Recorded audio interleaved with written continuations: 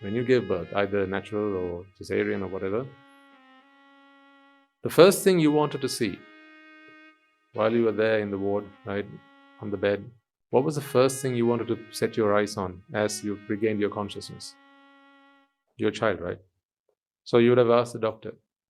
Actually, there's nothing to ask because the doctor knows what you want to see. It's no surprise, right? So the doctor comes and presents the child to the mother.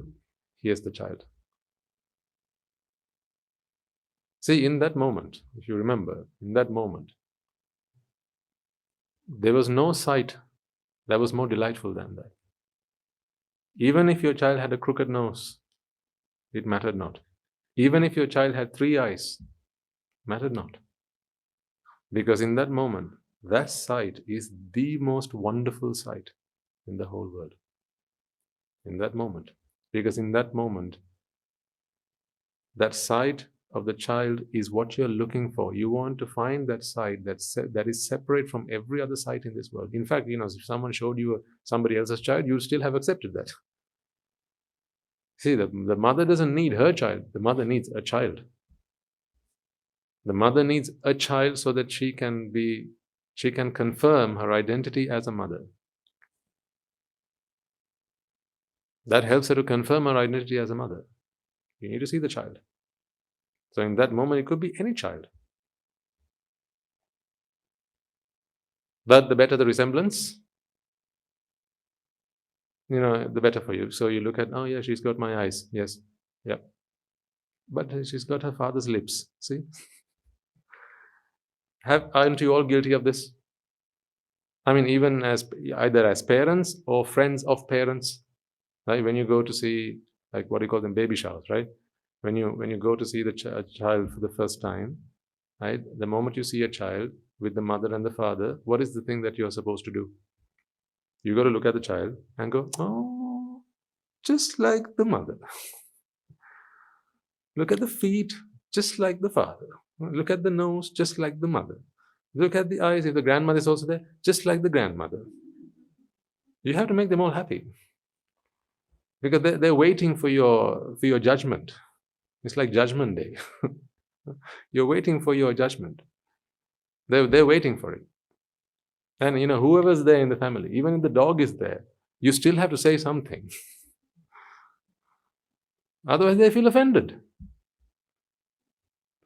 Because they understand why that is so, ladies and gentlemen. They're all looking for confirmation that they exist. They're all looking for confirmation. The father is looking for confirmation that I am now a father. That is myself. That is my identity. So if I am the father, then this has to be my child. So give me evidence that this is my child.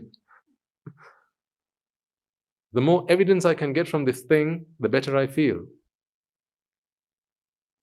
So, one of the best ways you can be in the good books, you can get on the Christmas list of a new, new mother, father, is go to their, show the child for the first time and tell them how the child looks like the mother. This part looks like the father. That part looks like the uncle. This part looks like the cousin, and so on. You say that, now they're on, you're on their Christmas list. Because they're all looking for affirmation. They're looking for attestation. They're looking for verification. They're looking for confirmation confirmation of their identity. They're looking for confirmation of their identity because their identity is dependent on this being their child.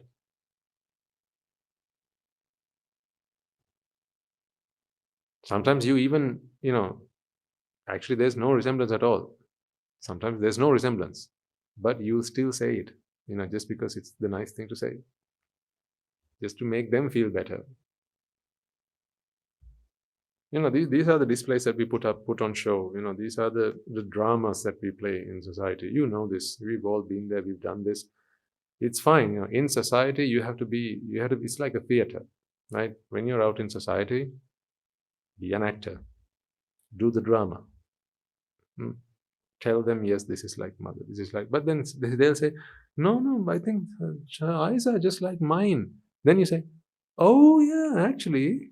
No, you're right. Yeah, just like yours. Because the mother was offended that you said the eyes are like the father. She always thought until that moment that the eyes were hers. Oh, it looked like hers. Then now she's offended. So then you have to say quickly, you got to change the story. Actually, thinking about it, yeah, you're right. You're right. I'm sorry. I'm so sorry. I couldn't see it properly. Now I see it. You got to do the drama. That's right. In conventional life, you got to live by convention. But when you walk out of that conventional existence, eye comes into contact with sight. All you have is consciousness. So what did you see there when the baby was presented? That was just an object. It's a sight that comes into contact with the eye. And all there is consciousness. A chitta. Chitta is born. But what happens is, the mind doesn't understand this. It doesn't understand the principle of yadaniccantan dukkha. Rupam bhikkhave anicca. This is how the Buddha says. This is the part before this. Rupam bhikkhave anicca. Monks, the rupa, right? As in the rupa, vedana, sanya, sankara, vijnana, that rupa I'm talking about. This is the receiving. Rupam bhikkhave anicca. Yadaniccan tan dukkham. Yan dukkham tadanatta. Netang mam. Neto hamasmi. Nameso attati. Eva metang yata bhutang sammapanyaya dattabba. It's a wonderful karmasthana. The entirety of what we are talking about is contained within those few words. See, rupam bhikkhave anicca. Like take that instance. A problem has happened in your life. The problem that you come and complain about is the leaf having been torn. Yeah? You experience this problem when you see this. Because that's why people go and watch a movie when they have a problem. Because why do they do that? Then they can just forget about this problem. A different side, a different world. Or they comfort eat when they have a problem. Right? What's the principle behind comfort eating? Now you indulge the other senses, right? And they take you into a calm. This is sensuality. You go into the sensual world and you try and forget. It's almost like sleeping. I mean, no better than that. Well, in fact, it's worse. Comfort eating is worse because it does harm to your body. Right? What do you eat at that time? Broccoli. When you comfort eat? No, you eat all junk food, right? Sweets and salty foods and fatty foods and things like that. That is what you do for comfort eating. Sleeping is better, far better, because it does no harm to the body. In fact, it rests the body. So, but why do people comfort eat? Because when they do that, they can dive into and submerge themselves in a sensual world where they can forget their problems for a brief moment, because they're not seeing the sight that brings them the pain. Why do they not like to see the sight? It's because they don't understand that this is anicca. They don't understand rupam bhikkhave anicca. They think rupam bhikkhave nicca. Sorry, not rupam bhikkhave nicca. Bhikkhave is monks. They think rupam nicca.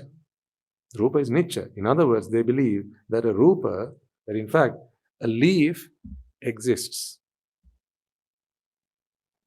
They take this whole thing as one entity. They take the whole thing as one entity. So when this is one entity, look at what has happened. If this is an entity, now it is torn.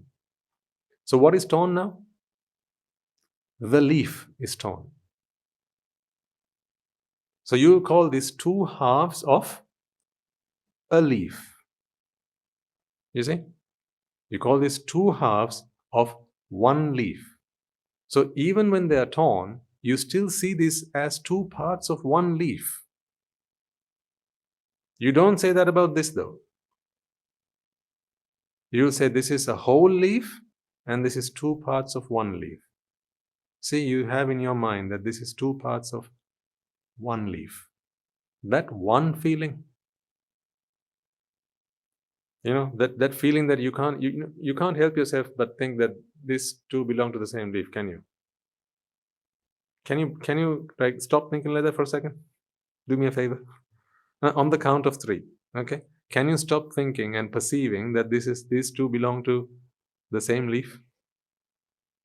It's impossible.